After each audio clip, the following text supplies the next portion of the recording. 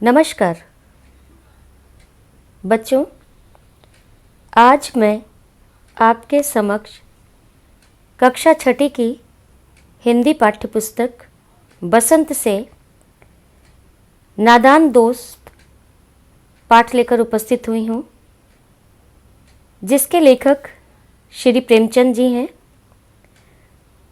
बच्चों, ये पाठ हमने जब पढ़ा था, इसमें केशव और श्यामा के बारे में बताया गया है कि किस प्रकार वो जो है चिड़िया के जो है अंडे होते हैं और उनकी वो रक्षा करने का प्रयास करते हैं, लेकिन होता क्या है, सहायता करने जाते हैं और वहाँ पर जो है चिड़िया उन अंडों को जो है फेंक देती है, क्योंकि उन्होंने जो है उन्हें छू लिया होता है।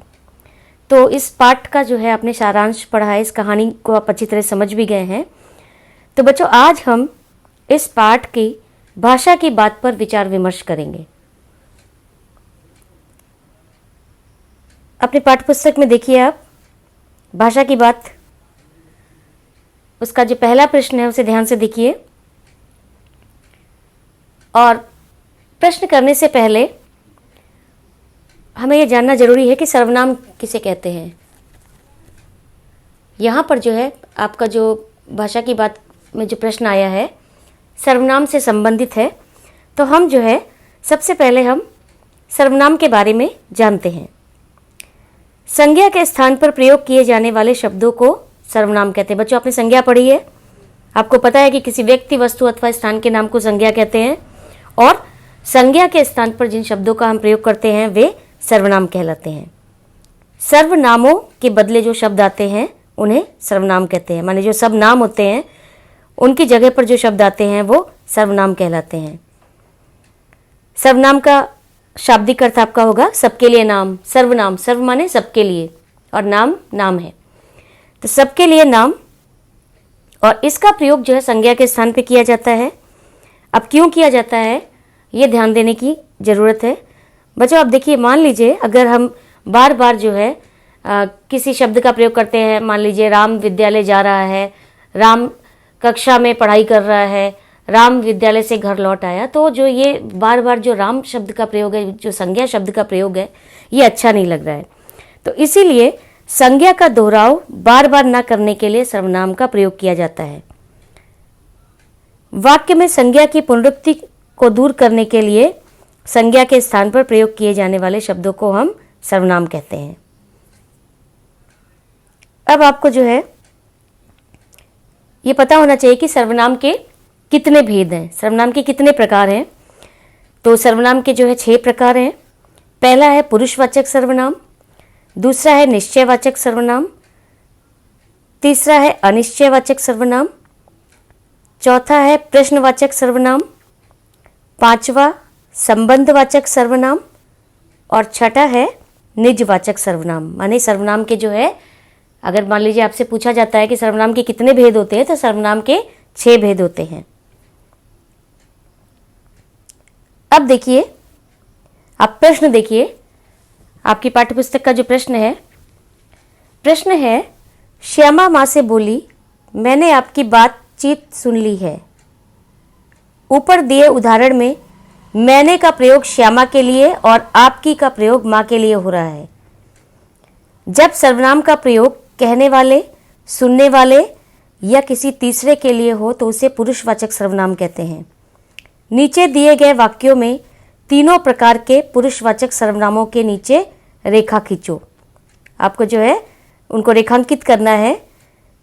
देखिए यहाँ पर आप जो है दिया गया है, एक दिन दीपू और नीलू यमुना तट पर बैठे शाम की ठंडी हवा का आनंद ले रहे थे। तभी उन्होंने देखा कि एक लंबा आदमी लड़खड़ाता हुआ उनकी ओर चला आ रहा है। देखिए आप, यहाँ पर जो लाल अक्षरों में हैं जो शब्द हैं जिनको मैंने रेखांकित भी किया है, ये आपके जो है सर्वनाम है, पुरुषवाचक सर्वनाम है। पास आकर उसने बड़े दयनीय स्वर में कहा, उसने, देखिए उसने भी सर्वनाम है, मैं भूख से मरा जा रहा हूँ, क्या आप मुझे कुछ खाने को दे सकते हैं।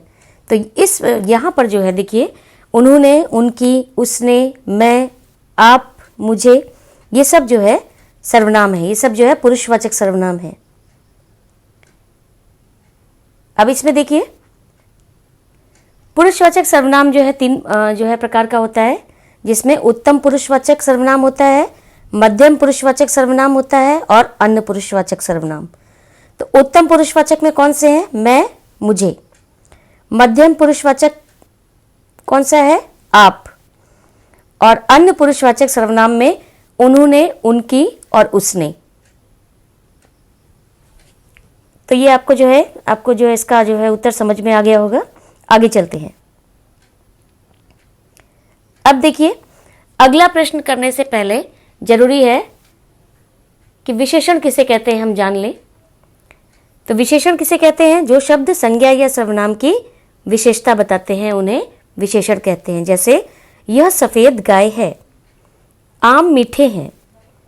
यहाँ पर सफ़ेद और मीठे शब्द जो है, सफ़ेद जो है वो गाय की है, गाय की विशेषता बता रहा है, उसके लिए प्रयोग में आया है। और जो है मीठा शब्द जो है वो आम के लिए आया है, आम की विशेषता बता रहा है। इसलिए ये शब्द जो है आपके विशेषण शब्द हैं। विशेषण में जो है, अब देखिए विशेषण के आपके भेद, विशेषण के कितने भेद होते हैं आपके? गुणवाचक विशेषण, संख्यावाचक विशेषण, परिमाणवाचक विशेषण, और चौथा भेद आपका होता है सार्वनामिक या संकेतवाचक विशेषण। माने विशेषण के 4 भेद होते हैं। अब देखिए बच्चों, आप अपनी पाठ्यपुस्तक देखिए और वहां पर जो है प्रश्न निकालिए। प्रश्न है तगड़े बच्चे, मसालेदार सब्जी, बड़ा अंडा। अब देखिए यहाँ पर जो लाल रंग के जो शब्द हैं, तगड़े, मसालेदार, बड़ा, ये शब्द क्या है? तीनों जो है विशेषण हैं। ये क्या कर रहे हैं? रेखांकित शब्द क्या कर रहे हैं? बच्चे, सब्जी और अंडा, इन तीनों की विशेषता या उनकी गुण को बता रहे हैं। इसलिए इन विशेषणों को गुणवाचक विशेषण कहते हैं। इसमें क्या है? व्यक्ति के इसमें अच्छे गुण भी आते हैं और बुरे गुण भी आते हैं। माने दोनों ही आता है, अच्छा और बुरा जो है, दोनों, हर तरह के जो किसी के अंदर जो गुण मौजूद हैं वो आते हैं। अब यहाँ पर आपको जो है प्रश्न दिया गया है, तुम 4 गुणवाचक विशेषण लिखो और उनसे वाक्य बनाओ। आपको क्या करना है? गुणवाचक विशेषण लिखने हैं और उनसे आपको वाक्य बनाना है। देखिए यहाँ पे कुछ जो है उदाहरण मैंने लिखे हैं, तो इन्हें ध्यान से देखिए। काली, वह गाय काली है। सुंदर, सुंदर लड़की बाग में खेल रही है। मोटा, मोटा लड़का दौड़ नहीं पाता। ईमानदार, रमन एक ईमानदार लड़का है। छोटा, छोटे बच्चे नटखट होते हैं। जंगली, जंगली बिल्ली बहुत खतरनाक होती है। नीला, आसमान का रंग नीला है।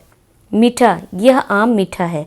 अब देखिए जितने भी यहाँ पर जो रेखांकित शब्द हैं, ये सब जो है विशेषण है और ये सब गुणवाचक विशेषण है, जो किसी ना किसी व्यक्ति वस्तु का जो है गुण जो है या उसका दोष जो है बता रहे हैं।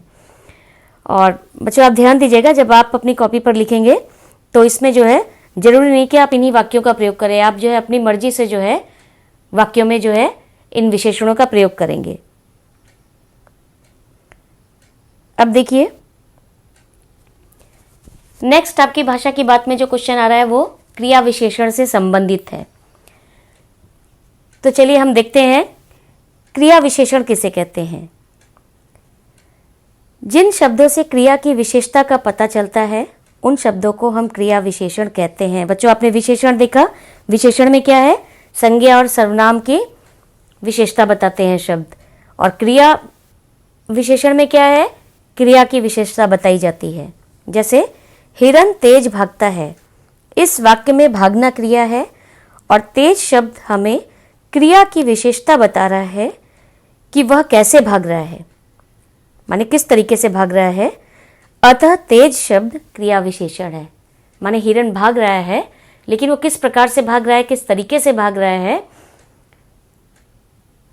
तो यहाँ पर तेज शब्द जो है आपका क्रिया विशेषण है। तो ये चीज़ आप ध्यान रखिएगा। अब क्रिया विशेषण में आपके कितने भेद होते हैं? क्रिया विशेषण में आपके 4 भेद होते हैं। आप लोगों को कुछ बातें जो है थोड़ा सा याद करने की ज़रूरत है। क्रिया विशेषण के भेद, पहला भेद है कालवाचक क्रिया विशेषण, परिमाणवाचक क्रिया विशेषण, स्थानवाचक क्रिया विशेषण और चौथा है रीतिवाचक क्रिया विशेषण। अब रीतिवाचक क्रिया विशेषण क्या होता है? रीति माने तरीका। तो जिन शब्दों द्वारा क्रिया के संपन्न होने की रीत का बोध होता है, ये जानकारी मिलती है, वे रीतिवाचक क्रिया विशेषण कहलाते हैं। इनमें बहुधा ये शब्द प्रयोग में आते हैं, माने नीचे जो शब्द दिए हैं अभी, इस प्रकार के शब्दों का प्रयोग किया जाता है अधिकतर, जैसे अचानक, सहसा, एकाएक, झटपट, आप ही, ध्यानपूर्वक, धड़ाधड़, यथा, तथा, ठीक, सचमुच, अवश्य, वास्तव, बेशक, शायद, संभव है, बहुत करके, हाँ, ठीक, सच, जी, जरूर, किस लिए, कभी नहीं। माने इन शब्दों का अधिकतर जो है प्रयोग किया जाता है। अभी आप उदाहरण देखेंगे तो आपको अच्छी तरह समझ में आ जाएगा। अब देखिए बच्चों, आप अपनी पाठ्यपुस्तक का प्रश्न जो है निकालिए, उसको अच्छी तरह से देखिए। प्रश्न है आपका, केशव ने झुंझलाकर कहा। केशव रोनी सूरत बनाकर बोला। केशव घबराकर उठा। केशव ने टोकरी को एक टहनी से टिकाकर कहा। श्यामा ने गिड़गिड़ाकर कहा। ऊपर लिखे वाक्यों में रेखांकित शब्दों को ध्यान से देखो। ये शब्द रीतिवाचक क्रिया विशेषण का काम कर रहे हैं, क्योंकि ये बताते हैं कि कहने, बोलने और उठने की क्रिया कैसे हुई है। कर वाले शब्दों के क्रिया विशेषण होने की एक पहचान यह भी है कि ये अक्सर क्रिया के ठीक पहले आते हैं। अब तुम भी इन 5 क्रिया विशेषणों का वाक्यों में प्रयोग करो। बच्चों, आपके लिए है कि जो ये ऊपर में जो रेखांकित शब्द हैं, इनको आपको जो है वाक्य प्रयोग करना है, इनको अपने वाक्यों में जो है प्रयोग करना है। देखिए आगे देखिए,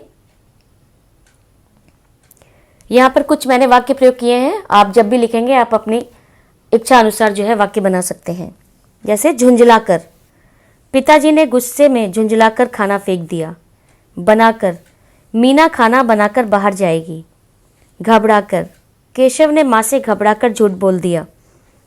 टिकाकर, अर्जुन ने चिड़िया की आंख पर नजरें टिकाकर निशाना साधा। गिड़गिड़ाकर, मंदिर के बाहर एक भिखारी गिड़गिड़ाकर भीख मांग रहा था। तो ये जो ये शब्द हैं आपके, जो ये रेखांकित शब्द हैं, ये आपके क्रिया विशेषण हैं। और बच्चों ध्यान दीजिए, कौन से क्रिया विशेषण है? ये रीतिवाचक क्रिया विशेषण है। क्रिया विशेषण का एक भेद है, तो ये रीतिवाचक क्रिया विशेषण है। तो आशा करते हैं कि आपको नादान दोस्त के भाषा की बात अच्छी तरह समझ में आ गई होगी। बच्चों, आप ध्यान से इस वीडियो को देखिएगा, उसके बाद जो है आप भाषा की बात जो है अपनी कॉपी पर करेंगे और इसको जो है आप जो भी वाक्य प्रयोग करेंगे वो आप अपनी इच्छा अनुसार जो आपको सरल लगता है उनको जो है आप वाक्य प्रयोग करेंगे। धन्यवाद।